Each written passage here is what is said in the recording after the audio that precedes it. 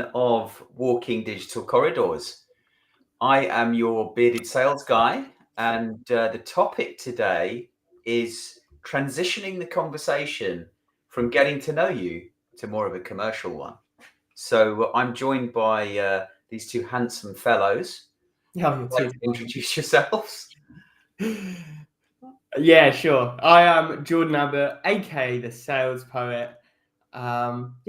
Good to be back on this lovely Thursday morning. It feels like spring has finally arrived in Paris. It's still cold, but the sun is shining, so I can deal with the cold. Still doing the ice bath? Yeah, I didn't do it this morning. Yesterday did it. It was -1 outside, and it felt like it was close inside. No ice in the bath, but it was frosty. Yeah. Nice. And Master Abbott number 2. Good morning, everyone. Jensen Abbott, BDR at Content.ai. Pleasure to be here. Apologies if I keep muting myself because this cough just keeps creeping back somehow. Yeah, you and Mum both. You can't seem to shake it. I know. You should try the ice bath. Yeah. Strengthen that immune system. That's it. So an interesting topic I feel this morning. I think for a number of reasons. So I feel like there's two distinct groups of people in business development today. There's the group that are struggling to get conversations with their target audience. Therefore, the moment that they have that conversation, they can't risk losing it. And so that tension causes them to perhaps behave in not the most of natural ways. And then you've got this other group that are just so good at what they do, they can create this steady flow of new business conversations that are really just chats with their network, with their target audience, and they feel far more relaxed, far more able to have a chat. And it's surprising how many of those conversations actually progress into a commercial conversation. And I think you two are the perfect example of transitioning from one group, that first group, to the second group. And I witnessed it myself as we originally struggled as Sapiro when we were once all working very closely together. You boys, I think Jordan, you were getting maybe 1-2 meetings a week following a traditional insight-led outreach approach. And Jensen, you were even struggling to get 1 meeting a week following that insight-led approach, until we transitioned to social selling. And I must add, social selling in a very relationship-first approach. Yeah. And I think, Jordan, quote me if I get this wrong, but your meeting creation rate went from 1.3% to 9%. Yeah. Jensen, yours went from less than 1% to 6.7%. So they're the percentage of people that you sat calls with from those that you actually asked to have a call with. So astonishing uplifts in meeting creation rates, which found you both having chats with your audience. Yeah. Tell us about that. So I'll jump in there, and please do stop me if I start rambling, because I've got quite a lot to say here. I think. Don't worry, I will. So I think there's a couple of things here. That dichotomy between the people that are having a lot of conversations and those that aren't, and maybe are feeling the tension. I think the former group that are struggling, or what I should say is, I think the difference there is, with one approach you can be truly buyer-centric, and with the other, because you don't have enough conversations, you still have your targets hanging over your head. You can never truly be buyer-centric, because you're going to do everything you can to push that conversation through. So I think that's the key differentiator there. The ability to enter those conversations with very little expectation. And what we're not doing here is bait and switching. We're not suggesting we have an intro call, a synergy call, to then go and try and qualify. we're genuinely just having this call. Sometimes, you don't get to that commercial conversation. Sometimes you just get to know the person, and then you book in a following call to maybe find out a little bit more about them. Yeah. And I think that's the key difference here, because I think there is a stigma surrounding social selling, and the name doesn't really do it justice. Because it's got selling in it. But I think a lot of people have bait and switched, and buyers or people have been burnt by that, expecting an individual, and then, maybe the SDR's got their AE on the call because they're a decision maker, job title, and that's not a good buyer experience. But No, it's not. So leaning on someone else to come in quick before the opportunity is lost. Yeah.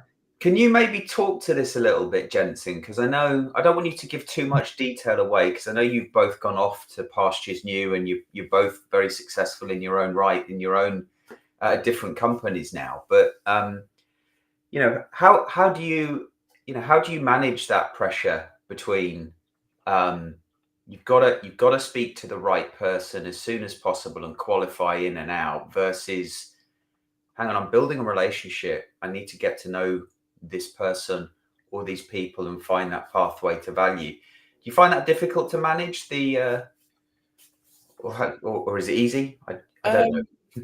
I mean, look, from my experience personally, I find it easier. I mean, I would have to say thank you to yourself and others are kind of around, right? But yeah, no, look, kind of leaning on some of the points that Jordan has said, and it's for me, it was dropping that expectation. Mm-hmm. That's where I found that actually I was able to actually have a conversation with that individual. I was actually able to get to know them better, because you don't have that pressure of thinking, right, I need to qualify, or I need to take this call to kind of a next step. It's actually kind of taking a step back, and while taking that step back, you're listening more. So when you're listening more, you're actually able to hear the pain or whatever they've had, but then it's linking it in a way that you're not kind of sat there with your spear waiting for them to kind of tell them their pain point, right? So you can harpoon them on the call. It's more just understanding, being empathetic, and kind of relating to that pain, to then finding that kind of small or for myself, it's finding that small little opening to then just try and get my foot in the door. But again, it's not saying, you're not wedging your foot in the door. It's not wedging myself in the door. It's kind of, that door is slightly ajar, and I'm doing the best that I can to have that door kind of open without me even pushing on it, right? So I'm trying to open that door with asking specific questions. It's a good metaphor. I like the visualization. I'm almost visualizing actually stepping back from the doorway altogether, and by doing so, the door opens more for you. Yeah, and that's what I was trying to get at, right? You imagine you stepping back, and it's almost like a wind that's pushing that door open, and it feels weird saying that, right? Because you stepping away from the door opens more. But actually, for me, that's what's happened. It's when I don't put so much pressure on myself, or I don't actually kind of expect too much, relax, have that conversation to find out more about the individual, so then you can relate with them. So what's working then? How do you break the ice? Let's talk about breaking the ice first before we talk about the transition point. What's working well for each of you? I mean, there are a number of things for myself. It's finding out a little bit of information about the individual, LinkedIn profile, right? It's kind of having a little. Well, what I want to do is be able to actually build kind of a visual of this person before I meet them. Right? It's kind of having a look at their digital twin. What does their digital twin look like? Some kind of.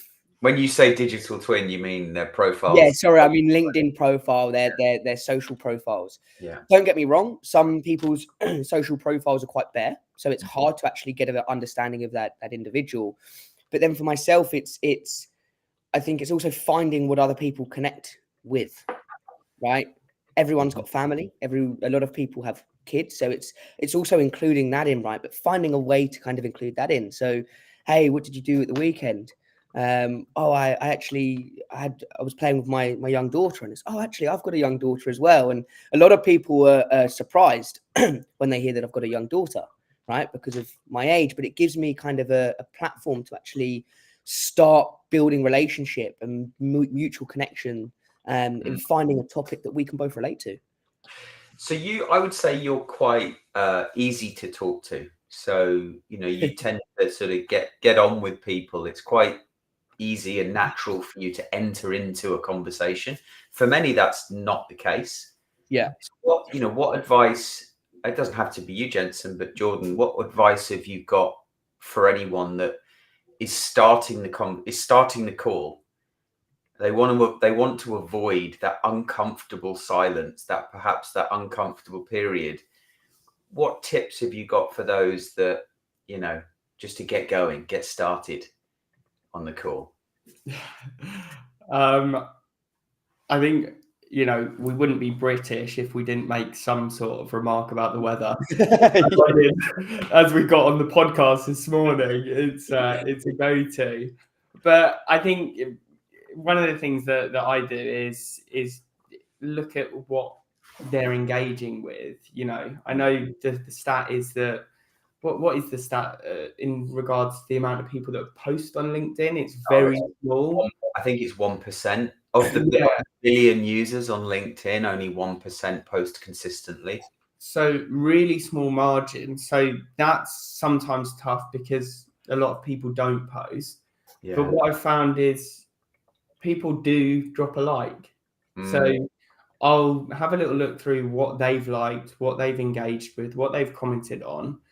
And then I'll talk to that topic or to that post even, I noticed you liked this post. What was it that resonated with you?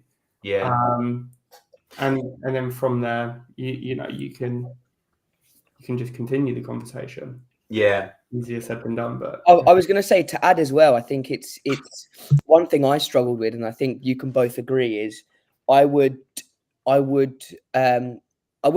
kind of pause enough when on calls or speaking with people, and I would also speak too quickly. So for myself, actually speaking too quickly would actually confuse myself, which then actually I would kind of get myself in a bit of a sticky situation, because you're trying to have a conversation with someone while I'm speaking too fast, while I'm not allowing enough pauses to actually let myself think or the recipient think. And one thing to remember is silence isn't always a bad thing, right? Having that pause and that moment that you're both quiet isn't actually a bad thing, because it allows yourself and that recipient to think. And a lot of the time, if that recipient's talking and actually you stay actively listening and don't say anything, 9 times out of 10, they will continue talking. So it's kind of, for myself personally, to kind of avoid these kind of little hiccups or awkward moments, it was more, what can I kind of focus about myself to improve kind of my call etiquette, let's say. Yeah. On the topic of sort of getting the conversation started, I do a couple of things. One is tell me about yourself. Maybe there's a very quick moment of addressing that mutual connection, that mutual topic that brought us together on the call. But I do like to say, hey, look, tell me about yourself. And then they start talking. Often though, they say, no, you tell me about yourself first. And I quite like to have my personal story ready. So I've got a story ready, and there's some structure to that story. So I can talk about myself in a non-egotistical manner. It's more about kind of telling a story that I hope inspires the recipient to then feel like they want to tell their story. So I can say at some point, well, that's enough about me. You tell me about you. And then I've handed the baton to them. I find that works particularly well, because then I can flow into questions. That's interesting. I didn't know that. Tell me more about that. And then those questions can then just naturally flow into discovery, what we call in sales discovery, and qualification. And then it's sort of, it switches between some discovery type questions and qualification type questions that's just very natural for the recipient. They don't feel like they're going through BANT. That was going to be my next thing, right? Not very chick. Yeah. But I was going to say though that, I mean, more for the listeners, right? Because I believe I know the answer, but I'm guessing that took you time to be able to actually kind of change your talk track into that specific way, in that you were able to kind of get comfortable with asking questions that you're not crossing the line, but it's more natural, and actually being able to kind of have that power. Did it take time to be able to kind of do that? Yeah, I think it takes to become good at it. I mean, it takes time to become really good at anything, and I do still think I have a lot to learn. I mean, I'm reading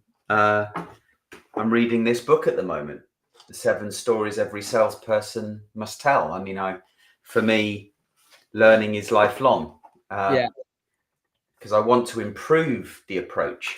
But yeah, I mean, it takes time to master any approach. Do you really ever fully master anything with so much change in the world? Point. I think as well, in sales, we typically feel the brunt of those changes in the world because we are the front line. So those shifts in the market, those shifts in buyer behaviours, typically we're the first people to really bear the brunt of it. Yeah. I think the hardest thing was the point you made, Jensen, earlier, where you have to take the expectation away. If you're constantly if you're trying too hard to push someone down a corridor and close those doors along the way, close, you put a degree of stress on yourself that I think causes you to behave in a non-natural manner. And then the recipient feels that. Like we were talking about the metaphor earlier, when you sort of step back and you tell us, you're able to tell a story, it's sort of, the recipient leans in a little bit and they kind of want to learn more. And if you've inspired something in their mind, or triggered a thought in their mind, then you've kind of done your job, and then they'll tell you whether or not they're interested. Yeah, they'll invite you in. Yeah, I think on that point as well, though, right, is to add with kind of dropping the expectation as well, is that not everyone's going to want to talk to you. And don't get me wrong, some people are hard to have a conversation with. And we're going to have bad days as well. Yeah, exactly that, right? And don't get me wrong, sometimes we will wake up and we might be feeling ill, or our mood might be down, and that also kind of affects the way that you're not perform, but the way that you're actually able to communicate with people. But as well, I strongly kind of again leaning on that look, not everyone's going to want to have conversations, and some people are hard to talk to, and that's okay if it is. And don't look at that as almost like a failed call. Look at that as a learning, and think, actually, if I kind of go down this route again, how can I actually adapt and be more fluid with the way I communicate, so I can communicate with more people? Because everyone has styles of communicating, right? As well, I think we have to appreciate whether or not the recipient that we're talking to, especially in a sales role, are they in market? Is there a need? Is there currently no need? They've chosen to have a conversation with you because you've teed up the conversation as a synergy call or a get to know you call, which you guys are doing really well. You kind of create an opportunity for yourselves to then apply directional questioning as a technique. And I know we've talked about that on a previous podcast. You kind of set yourselves up to then leverage directional questioning to uncover a need, and then increase the number of opportunities you're creating for yourself because of that fact, compared with a call that's been set up because they've downloaded a white paper, you've got an intent signal, and you're like a dog with a bone, Yeah. or a shark smelling blood in the water. It's Very different worlds. massively so, and I think I have days where I sort of struggle to an extent, because I've come from that previous world. When I was at Vidyard, it was a lot more transactional. Typically the expectation was, okay, well, I want to flip it to an AE, or there's not an opportunity, and so I do have days where I'm like, feeling frustrated, and it's that expectation that was in that world that is now not there because of the approach that I'm taking. And I wholeheartedly believe this is the right approach. And I think one of the things your buyers would as well, your potential customers. Yeah. Without a doubt. And I think one of the things that I do to try and recenter myself, and I'm very grateful that you've embedded it within us, is reporting religiously. Yeah. Because it does help to manage the pressure, manage the expectations, not only internally, but also leading up, right? Because that reporting, that visibility has allowed me to believe in it, because it's there, the data doesn't lie. But additionally, I can then use that to manage the conversations upwards, right? Use that as maybe an early warning indicator. Okay, well, I'm not quite achieving what I wanted to. What levers can I pull further down that's going to have an influence? And when you say levers, you mean what behavior do I need to change today in order to impact the performance tomorrow? Exactly. That reminds me, before you go on to your next point, Jordan, Jensen, have you submitted your reporting yet? Do you know what? I knew that was going to come. I had a feeling. I had a real big feeling that I thought, oh, I've got away with it here. I've got the conversation's transition of it. I've got my mouth shut. No, have you done yours, Jordan? This week I haven't actually. Okay. So it serves as a good reminder. Okay. Before we jump onto our prep call for next week, can you both do that? Yeah, I've got the data in a spreadsheet. I just need to update that. Sorry. I thought I was hoping again because I was sitting there thinking, oh, I don't think I've done mine either. Well, when you mentioned reporting, I thought, oh no, it's coming. But no, it really does. It serves those two purposes for me. It gives me the clarity and the belief that I don't need to feel the pressure in these calls, because it ends up being detrimental to the success. But then additionally, it gives me that clarity so I can have the conversations upwards and start to project what I'm expecting to the outputs to be. But also, to add to that, I would also say that reporting is great for the days that you are finding it tough and you're kind of feeling a little bit lost in what you're trying to do. It's a bit like, oh, I'm having one of those days.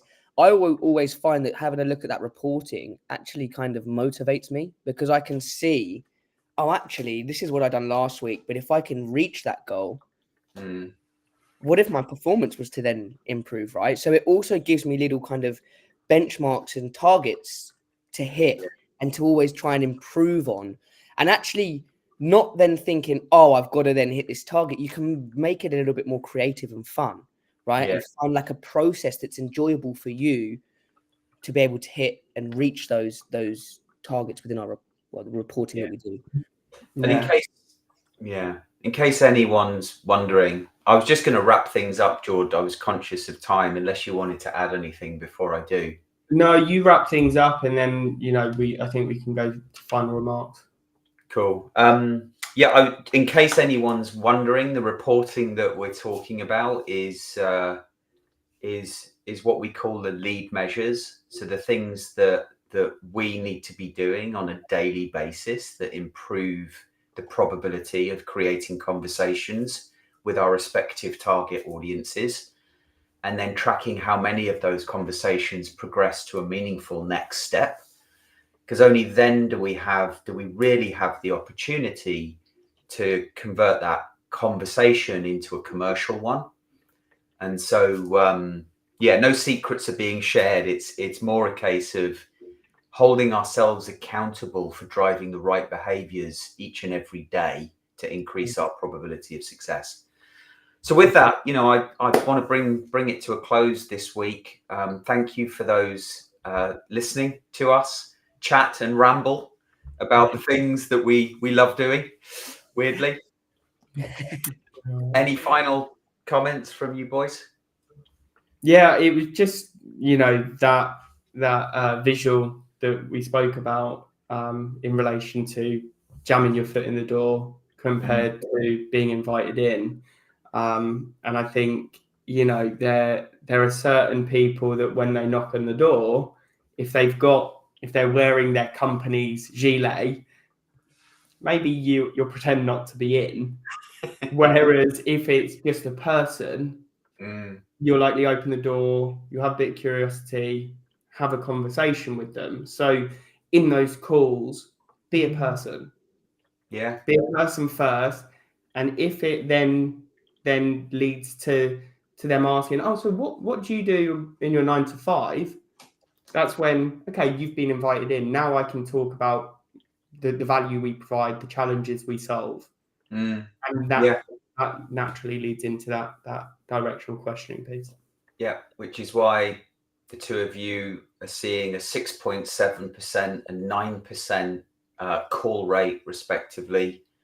I've seen mine creep up to 18% from the study that we're doing across a range of sales experiences. It's a 14-month study and counting. We're just in our 15th month now. We're seeing the average call rate is 10.5% across the board, and that's from SDR through to sales leader, business leader. Mine's crept up to 9.6. Okay.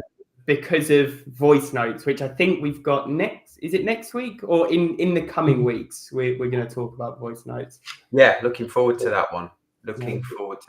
Hot topic, I think, across the BDR, SDR field. Good. All right, guys, enjoy the rest of your weekend. For those of you that are F1 fans, join us tomorrow, 1:00 UK time, where we'll be chatting F1 live banter. Indeed. And looking forward to dissecting what may or may not be happening with Max Verstappen in the coming weeks. Yeah, well, the Red Bull team generally. But yeah, we'll see. Augusto can't make it tomorrow, so we do have an open seat if anyone wants to join. Open drive. Yeah. There's a seat available. Who's going to take it? Yeah. Cool. All right, guys. Speak to you next week. Awesome.